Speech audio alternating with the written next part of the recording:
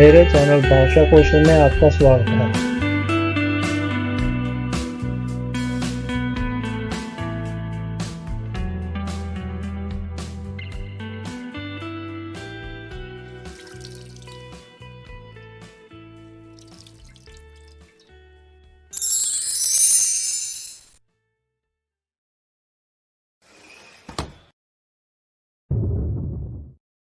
भूतकाल रूपात्मक क्रियाएं।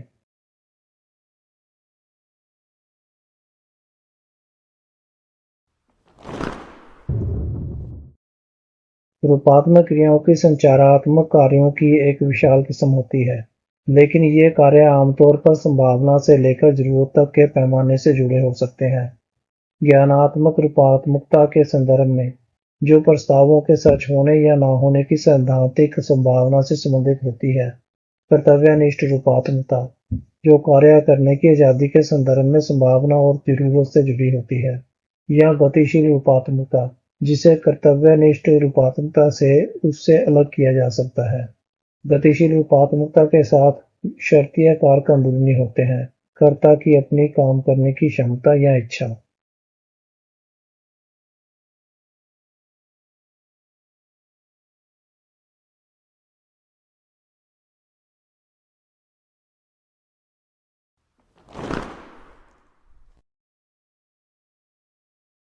मेरा नाम है विक्रम सिंह बस्साती।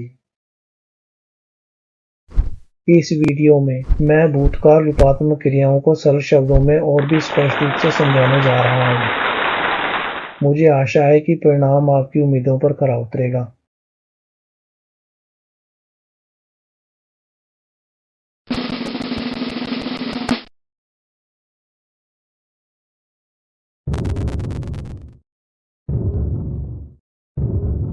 अपने आप को पूर्ण लाभ पहुंचाने के लिए इस वीडियो को अंत तक देखें। अगर आपको मेरा वीडियो पसंद आए तो लाइक बटन दबाएं, यह मुझे बहुत प्रेरित करता है। मेरे चैनल को सब्सक्राइब करें और मुझसे जुड़े रहें, ताकि आपको बिना किसी देरी के आने वाले वीडियो की सूचना समय पर मिल सके। पसंद करें, टिप्पणी करें और साझा करें। इस चैनल में मैं भाषा कौशल की बारीकियों पर प्रकाश डालता हूँ।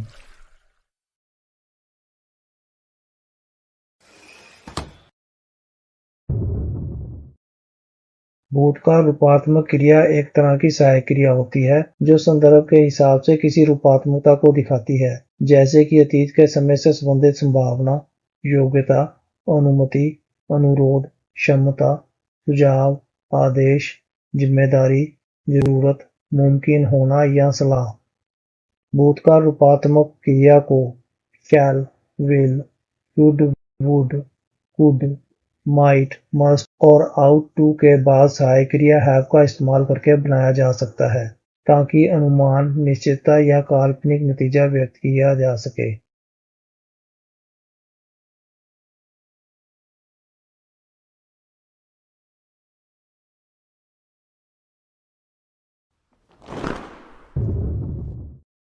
सहायक क्रियाएं यूज टू और हैड टू पहले से ही भूतकाल रूपात्मक क्रियाएं हैं, और हैव का इस्तेमाल इनके बाद कभी नहीं किया जाता। सामान्य परिस्थितियों में क्रमशः कैन और मे के अतीत के रूप में कुड और माइट का इस्तेमाल भी किया जाता है।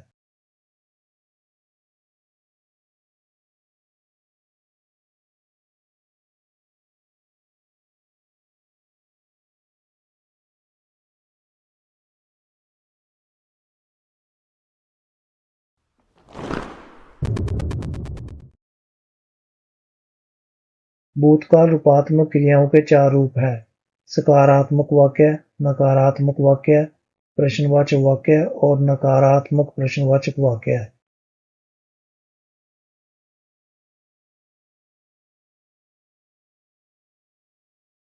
सकारात्मक कथन बनाने के लिए सकारात्मक रूप का उपयोग किया जाता है।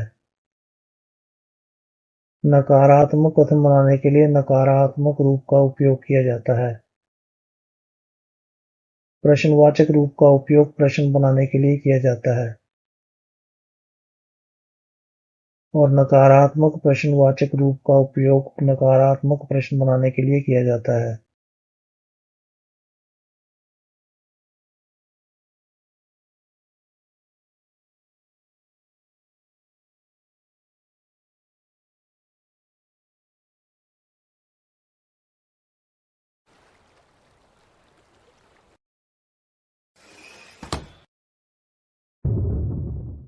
सकारात्मक वाक्य।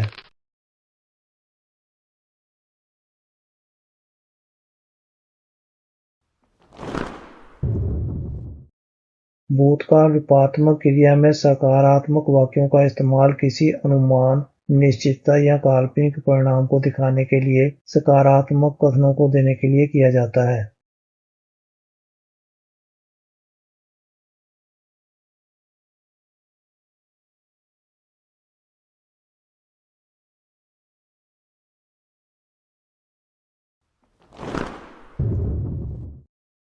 भूतकाल रूपात्मक क्रिया सकारात्मक वाक्य की संरचना इस प्रकार है। भूतकाल रूपात्मक क्रिया सकारात्मक वाक्य पहले कर्ता और फिर एक रूपात्मक क्रिया, फिर एक अन्य सहायक क्रिया हैव, फिर क्रिया का तीसरा रूप, फिर कर्म का प्रयोग करके बनाया जाता है। वाक्य के अंत में पूर्ण विराम लगाएं।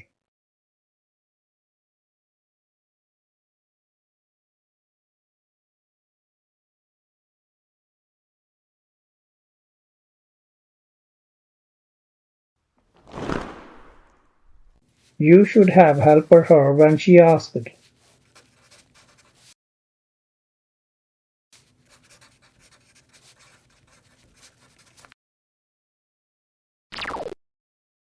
जब उसने पूछा तो तुम्हें उसकी मदद करनी चाहिए थी। If I had known, I would have done it differently.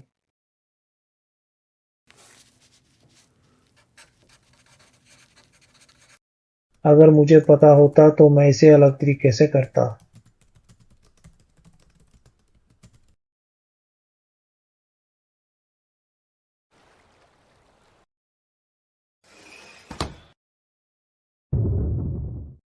नकारात्मक वाक्य।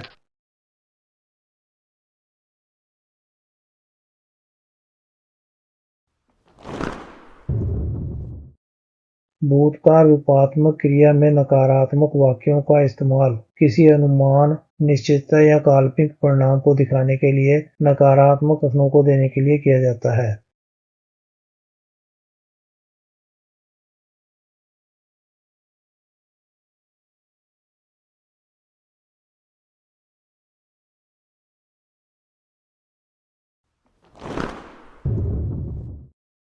भूतकाल रूपात्मक क्रिया नकारात्मक वाक्य की संरचना इस प्रकार है। भूतकाल रूपात्मक क्रिया नकारात्मक वाक्य पहले कर्ता और फिर एक रूपात्मक क्रिया, फिर एक क्रिया विशेषण नॉट या नेवर, फिर एक अन्य सहायक क्रिया हैव, फिर क्रिया का तीसरा रूप, फिर कर्म का प्रयोग करके बनाया जाता है। वाक्य के अंत में पूर्ण विराम लगाएं।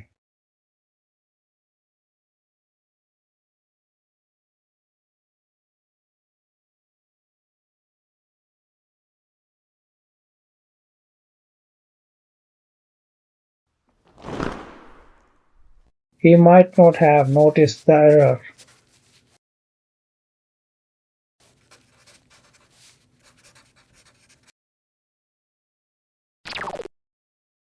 हो सकता है कि उसे गलती का पता न चला हो।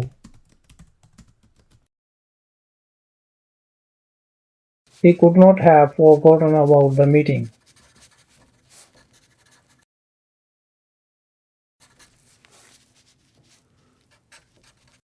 वह बैठक के बारे में भूल नहीं गया होगा।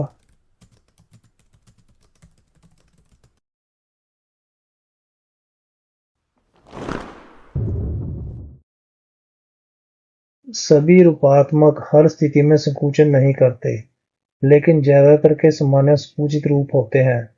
औपचारिक लेखन में आमतौर पर संकुचनों से बचा जाता है, और जब वे कोई प्रश्न शुरू करते हैं तो आप रूपात्मकों का संकुचन नहीं कर सकते। हालांकि हम नकारात्मक वाक्यों में सहायक क्रियाओं के रूप में संकुचनों का इस्तेमाल कर सकते हैं।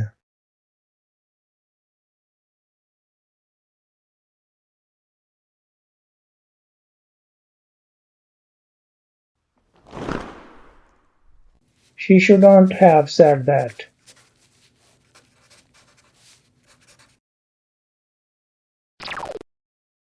उसे ऐसा नहीं कहना चाहिए था। We couldn't have foreseen that change of plans.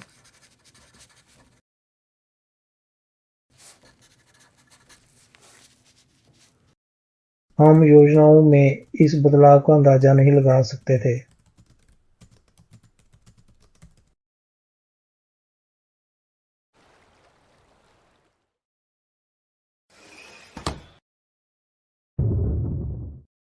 प्रश्नवाचक वाक्य.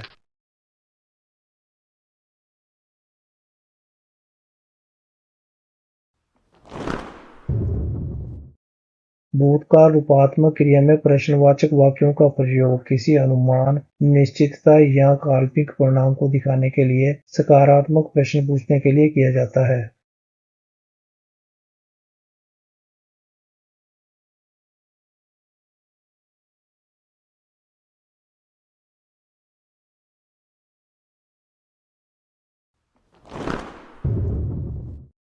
भूतकाल रूपात्मक क्रिया प्रश्नवाचक वाक्य की संरचना इस प्रकार है. भूतकाल रूपात्मक क्रिया प्रश्नवाचक वाक्य. पहले एक रूपात्मक क्रिया और फिर कर्ता, फिर एक अन्य सहायक क्रिया हैव, फिर क्रिया का तीसरा रूप, फिर कर्म का प्रयोग करके बनाया जाता है. वाक्य के अंत में एक प्रश्नवाचक चिन्ह लगाएं.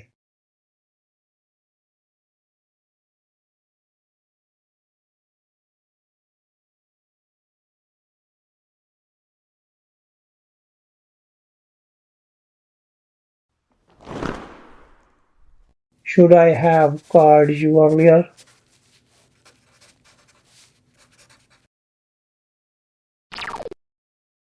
क्या मुझे तुम्हें पहले बुला लेना चाहिए था? Would he have believed me? क्या वह मुझ पर विश्वास करता?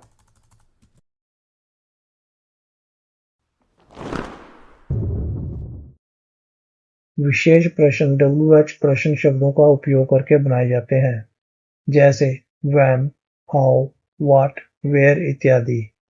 फिर वही शर्त कर्म आता है जो प्रश्न में है.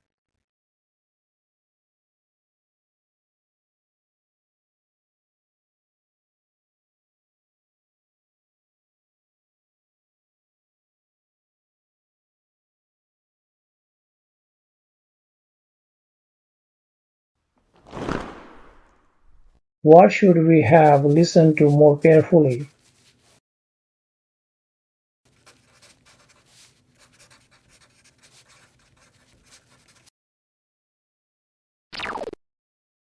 हमें किस बात को ज्यादा ध्यान से सुनना चाहिए था?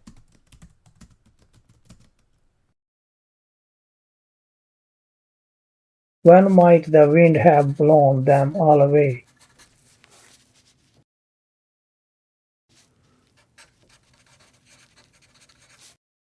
हवा कब उन सबको उड़ा ले गई होगी?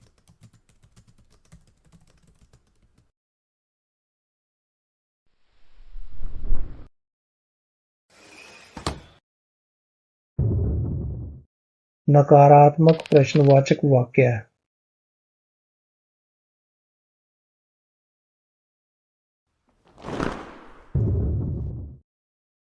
भूतकाल रूपात्मक क्रिया में नकारात्मक प्रश्नवाचक वाक्यों का प्रयोग किसी अनुमान, निश्चितता या काल्पनिक परिणाम को दिखाने के लिए नकारात्मक प्रश्न पूछने के लिए किया जाता है.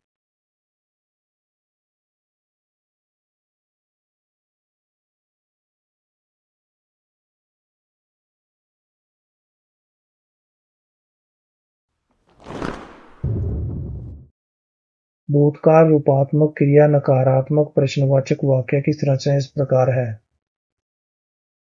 भूतकाल रूपात्मक क्रिया नकारात्मक प्रश्नवाचक वाक्य.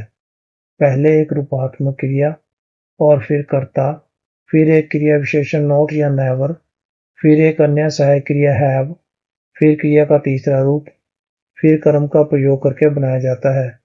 वाक्य के अंत में एक प्रश्नवाचक चिन्ह लगाएं.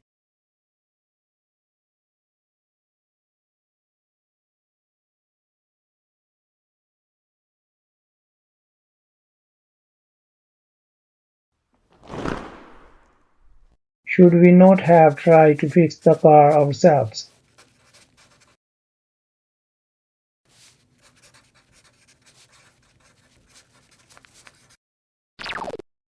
क्या हमें खुद कार को ठीक करने की कोशिश नहीं करनी चाहिए थी?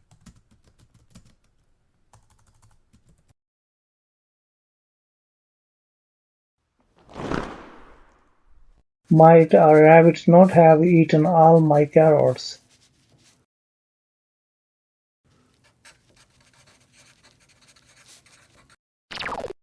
क्या कोई खरगोश मेरी सारी गाजरें नहीं खा गया होगा?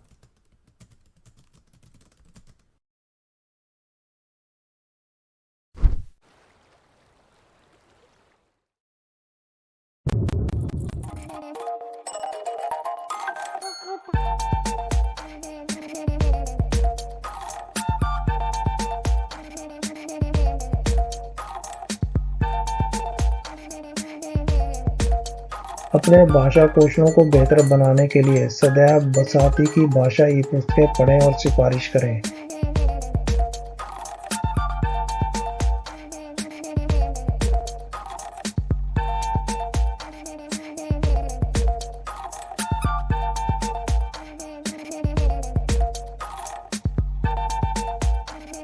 ये ई-पुस्तकें भाषा कौशलों के लगभग सभी पहलुओं को व्यापक रूप से कवर करती हैं। इन ई-पुस्तकों में भाषा कौशलों के रहस्यों को प्रकट किया गया है, दोनों सैद्धांतिक और व्यावहारिक पहलुओं के खुलासे के माध्यम से। सब कुछ सरल और सुबोध भाषा में संक्षेप में किंतु संपूर्ण एवं व्यापक रूप से प्रस्तुत किया गया है। ये ई-पुस्तकें सुविधा, सुगमता और संभावित रूप से कम लागतें तजवीज़ करती हैं। निश्चित रहें कि आप अपने पैसे की कीमत कई गुना अधिक वसूल करेंगे इन ई-पुस्तकों से आवश्यक ज्ञान से खुद को लैस करके। जब आपके पास ये ई-पुस्तकें होगी तो आपको ज्ञान की तलाश में भटकने की जरूरत नहीं होगी। ई-पुस्तकें लचीलापन, किफायतीपन और अभिनव विशेषताएं प्रदान करती हैं, जो डिजिटल जीवन शैली के साथ संरेखित होती हैं, जिससे पढ़ना अधिक सुलभ और आनंददायक हो जाता है। इसलिए पहले अवसर पर इन कीमती ई-पुस्तकों को आजमाएं।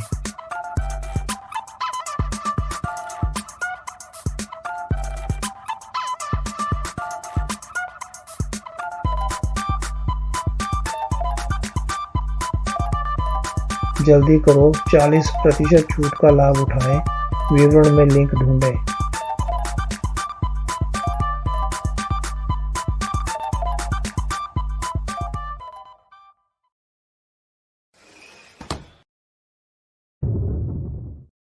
अब हम भूतकाल रूपात्मक क्रियाओं से संबंधित स्थितियों पर चर्चा करने जा रहे हैं।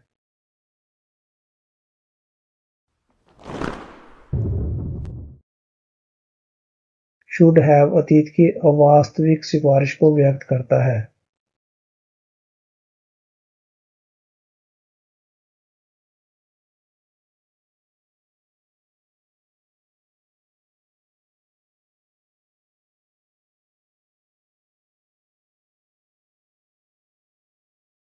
You should have listened to the teacher.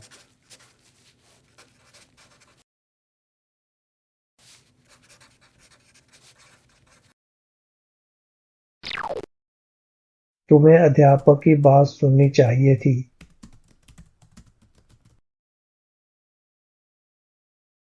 You should have spoken to your boss.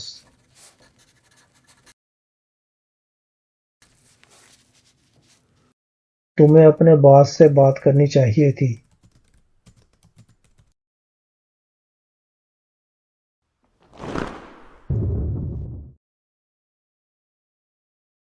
Should किसी ऐसी अपेक्षित घटना को इंगित करता है जो अतीत में नहीं हुई, जब इसके साथ हैव का प्रयोग किया जाता है।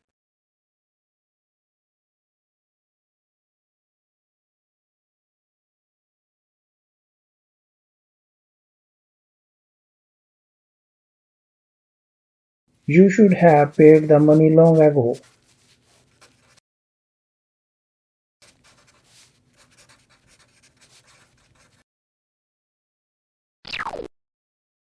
तुम्हें बहुत पहले ही पैसे का भुगतान करना चाहिए था। I should have attended the meeting, but I forgot about it.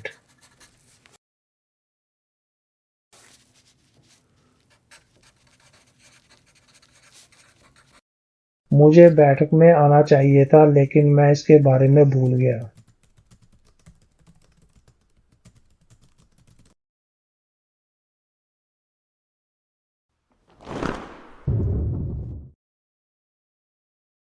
भूतकाल के किसी वाक्य में अतीत के किसी समय से भविष्य को दर्शाने के लिए शुड का प्रयोग होता है, न कि शैल का।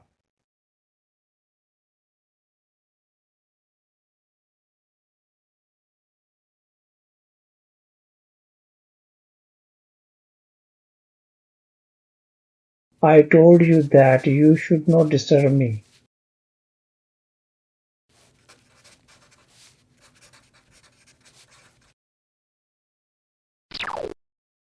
मैंने तुमसे कहा था कि तुम मुझे परेशान मत करो।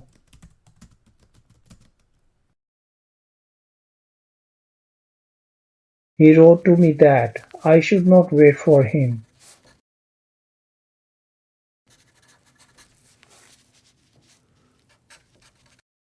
उसने मुझे लिखा कि मुझे उसका इंतजार नहीं करना चाहिए।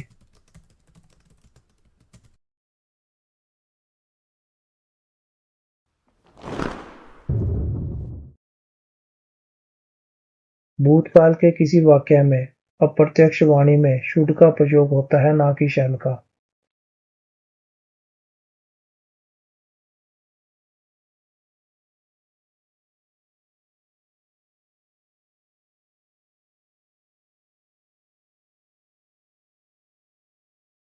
The teacher said, "We shall take up the exercise."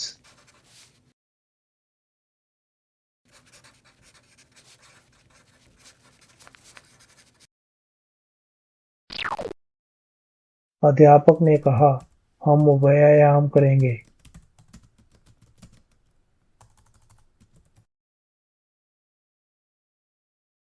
The teacher said that they should take up the exercise.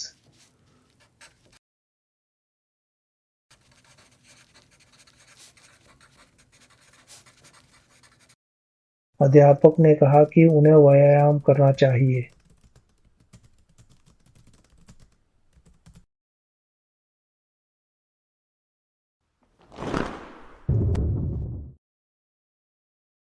भूतकाल में शुड अस्वीकार्यता को दिखाता है जब इसके साथ हैव का इस्तेमाल होता है।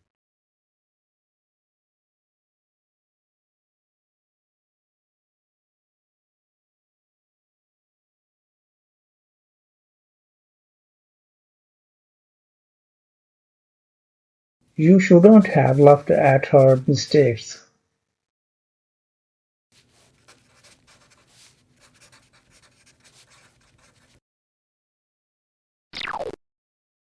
तुम्हें उसकी गलतियों पर नहीं हंसना चाहिए था।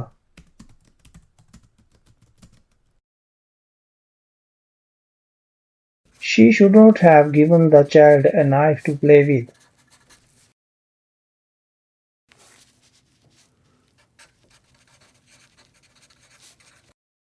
उसे बच्चे को खेलने के लिए चाकू नहीं देना चाहिए था।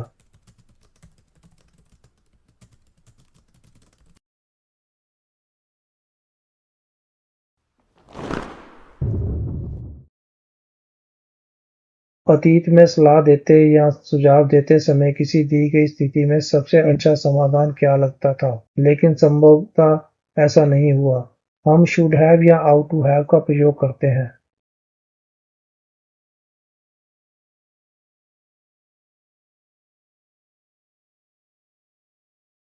You should have gone there straight away.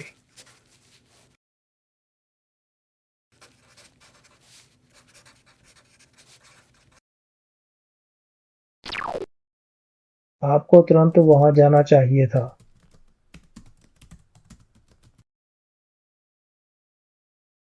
You ought to have spent more time with your family.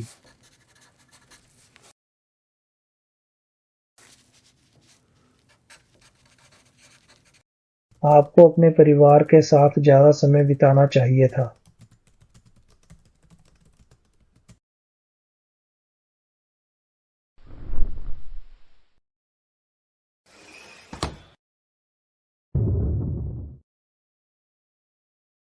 Would have अतीत की अवास्तविक गतिविधि को व्यक्त करता है।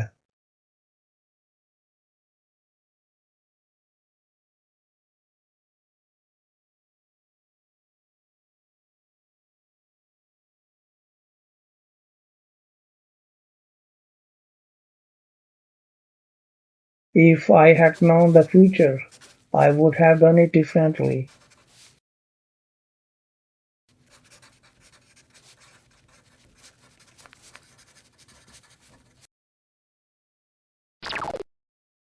अगर मुझे भविष्य पता होता तो मैं इसे अलग तरह से करता।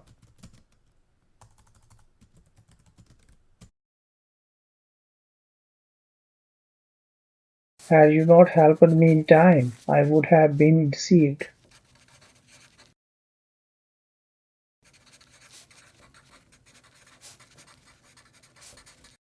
अगर आपने समय पर मेरी मदद नहीं की होती तो मैं धोखा खा जाता।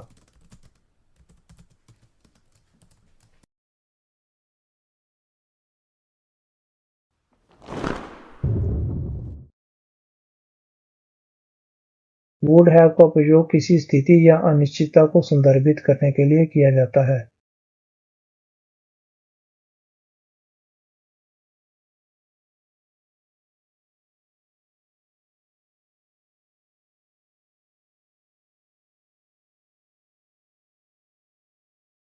Had she met me, I would have told her everything.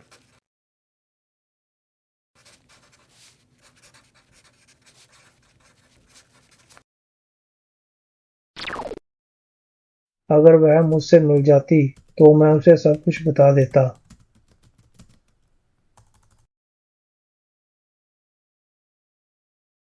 If I were allowed, I would go there.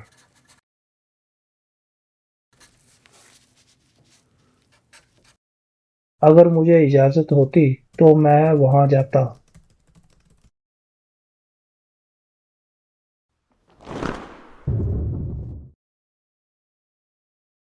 भूतकाल के किसी वाकया में अतीत के किसी समय बिंदु से भविष्य को दर्शाने के लिए वुड का प्रयोग होता है, न कि विल का।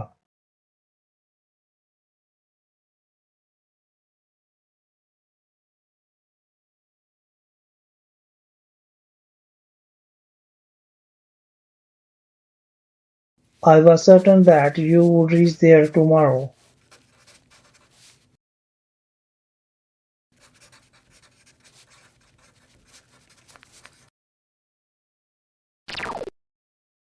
मुझे यकीन था कि तुम कल वहां पहुंच जाओगे।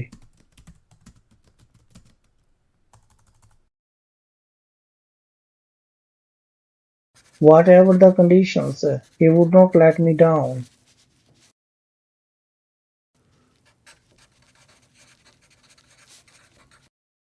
हालात चाहे जैसे भी हों, वह मुझे निराश नहीं होने देगा।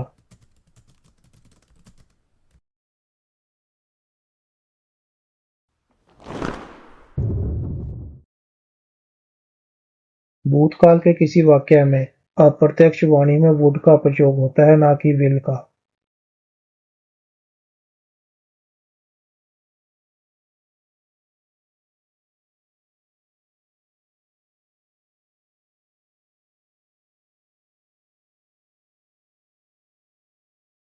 The commander said, "We will attack the enemy."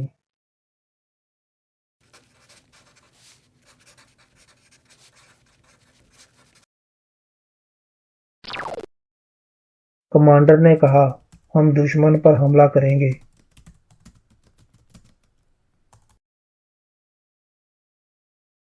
The commander said that they would attack the enemy.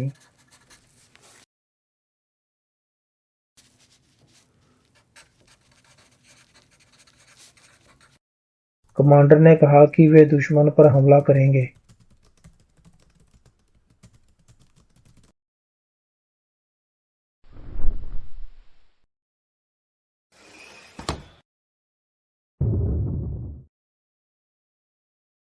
Could have अतीत की अवास्तविक क्षमता को व्यक्त करता है।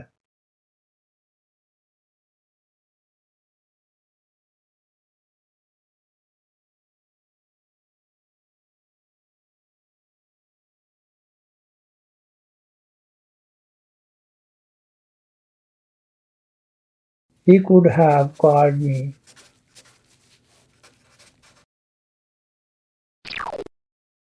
वह मुझे फोन कर सकता था। He could have taken the flight. वह फ्लाइट ले सकता था।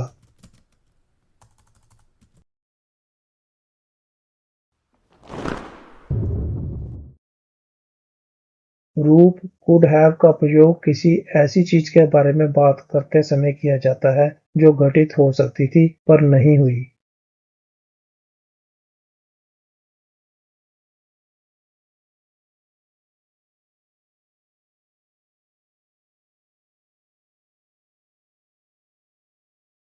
You could have broken your leg.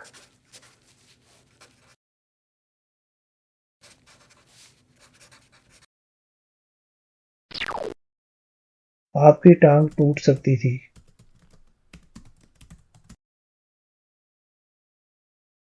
I could have taken tea, but I preferred coffee.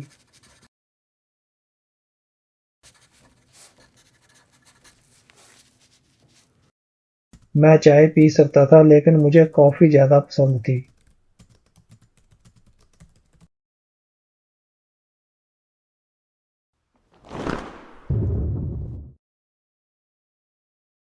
Could can का भूतकाल रूप है।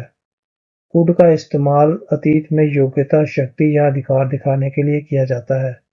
वाक्य रचना में हैव का इस्तेमाल नहीं किया जाता और क्रिया का पहला रूप कुड के बाद आता है।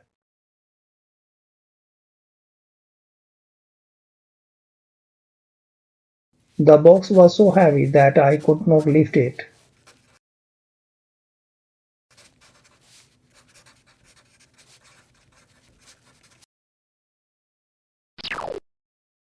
बक्सा इतना भारी था कि मैं उसे उठा नहीं सका।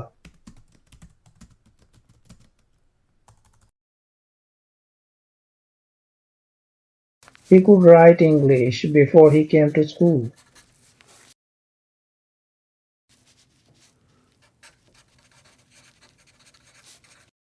स्कूल आने से पहले ही वह अंग्रेजी लिख सकता था।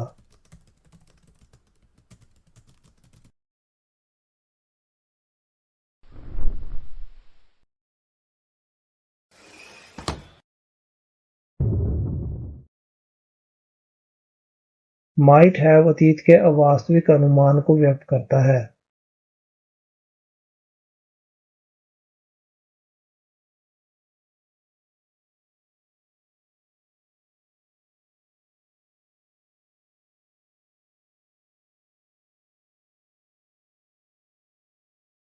You might have come if you really wanted.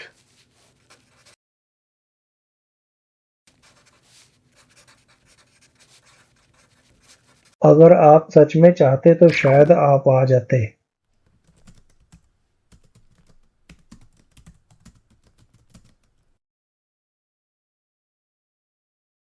I think he might have reached home by then.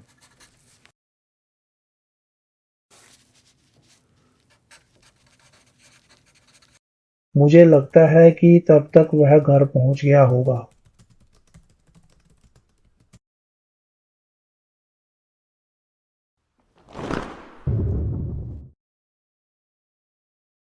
Might have का इस्तेमाल भूतकाल के बारे में कोई धारणा, अनुमान लगाने के लिए किया जाता है।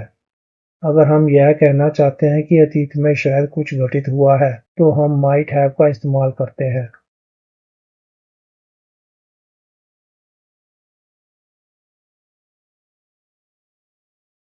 She might not have met him before.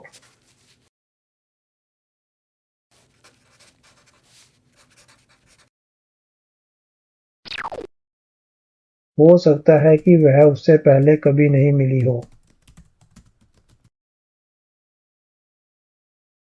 I might have lost it somewhere.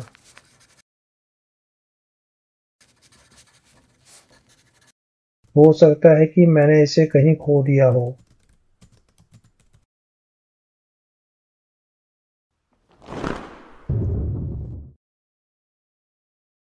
Might may का भूतकाल रूप है।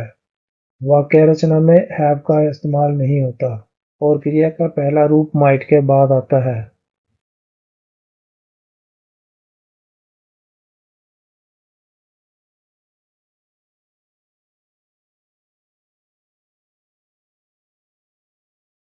I was afraid that if I asked her again she might refuse.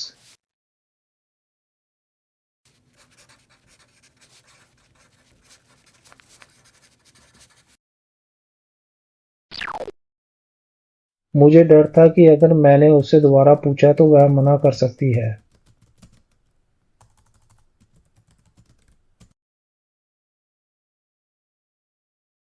Did you think she might pass the test?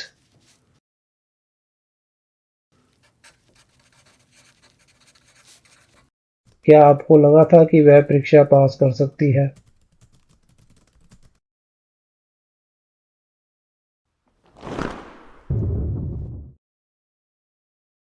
अतीत के बारे में कोई धारणा अनुमान लगाने के लिए could have और might have एक दूसरे के स्थान पर प्रयुक्त हो सकते हैं और उनका अर्थ एक ही हो सकता है।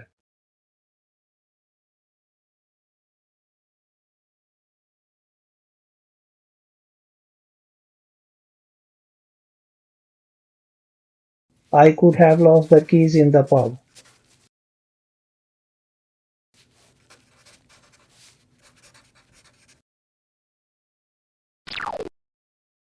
हो सकता है कि मैं पब में चाबियां खो देता। I might have lost the keys in the pub.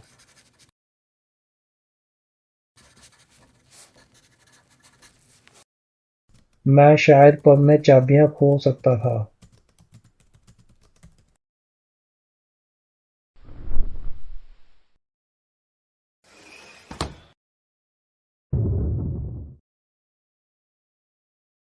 Must have अतीत की अवास्तविक मान्यता को व्यक्त करता है।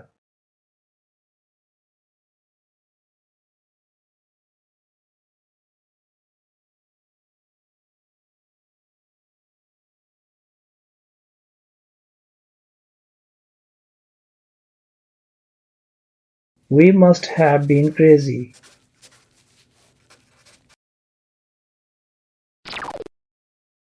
हम जरूर पागल हो गए होंगे।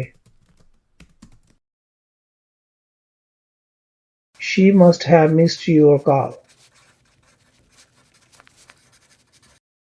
उसने जरूर तुम्हारा कॉल मिस कर दिया होगा।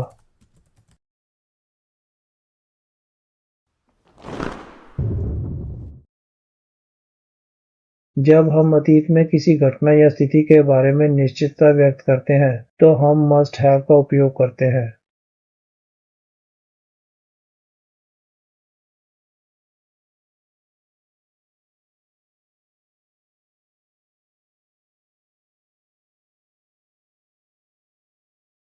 You must have been tired.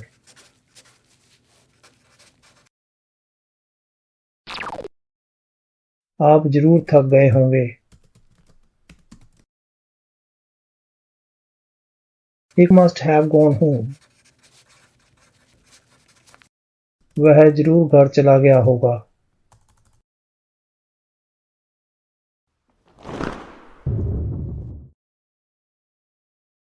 Must have का इस्तेमाल शुड हैव या आउट टू हैव की तरह ही किया जाता है, जो दर्शाता है कि कुछ बहुत महत्वपूर्ण या किया जाना वांछनीय था, लेकिन वह नहीं किया गया। यह अक्सर फर्ज, पछतावा या एक छूटी हुई जरूरत की भावना का एहसास कराता है। You must have taken some photos.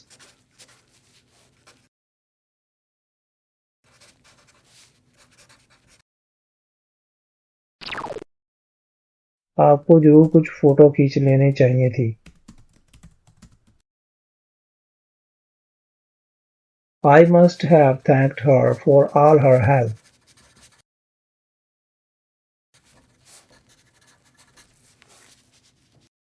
मुझे उसकी सारी मदद करने के लिए उसे धन्यवाद जरूर देना चाहिए था।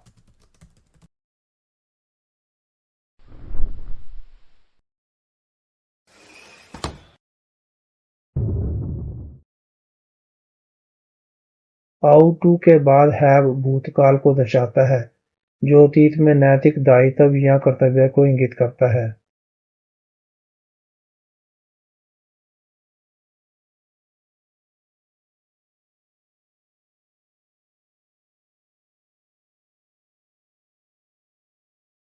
She ought to have obeyed her husband.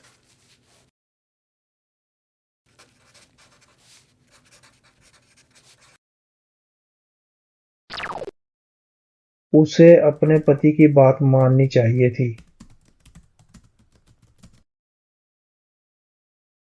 She ought not to have treated her husband like that.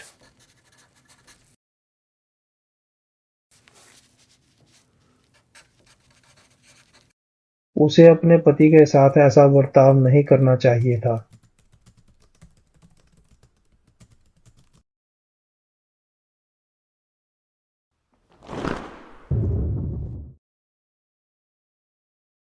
Had to, have to, has to का भूतकाल रूप है। यह मजबूरी को प्रकट करता है। वाक्य रचना में have का इस्तेमाल नहीं किया जाता और क्रिया का पहला रूप had to के बाद आता है।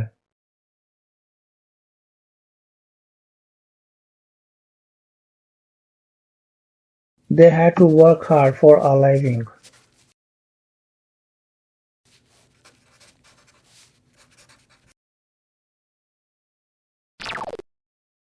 उन्हें आजीविका के लिए कड़ी मेहनत करनी पड़ती थी।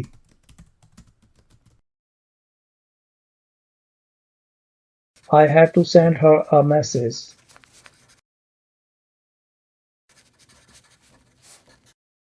मुझे उसे एक संदेश भेजना पड़ा था।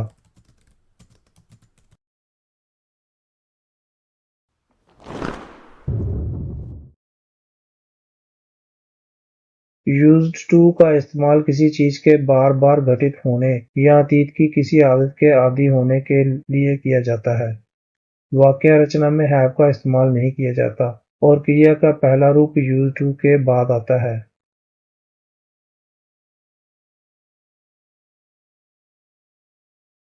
She used to go to the temple every morning.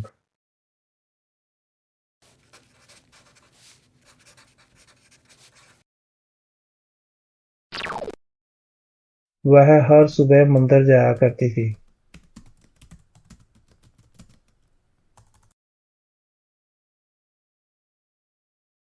I used to live in a hot climate in India.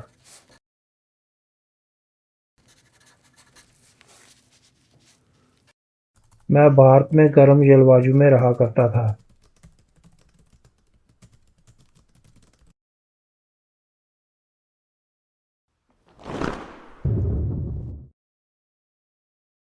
रूपात्मकता एक वक्ता या एक लेखक के दुनिया के प्रति नजरिए के बारे में है। अब आप किसी का ध्यान किसी महत्वपूर्ण कार्यवाही या जानकारी के टुकड़े की ओर खींचने के लिए रूपात्मकों का इस्तेमाल करने में सक्षम हो। रूपात्मकों का मकसद एक शब्द में संक्षिप्त किया जा सकता है, ध्यान केंद्रण। अगर आपको किसी साधारण चीज पर ध्यान केंद्रित करने की जरूरत है, तो रूपात्मक ऐसा करने के सबसे असरदार साधनों में से एक है।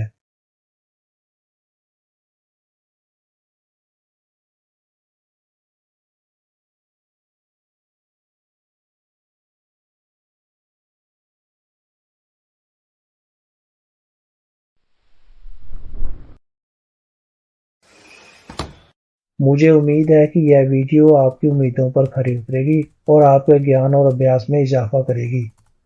निश्चित रहें, आप हमेशा मेरे वीडियो से लाभ उठाते रहेंगे। मेरे वीडियो को लाइक करें। अगर आपने अभी तक मेरे चैनल को सब्सक्राइब नहीं किया है तो अभी करें। अब भाषा कौशल को लाइक और सब्सक्राइब करें, यह मेरे लिए बहुत मायने रखता है। इस वीडियो को देखने के लिए आपका धन्यवाद।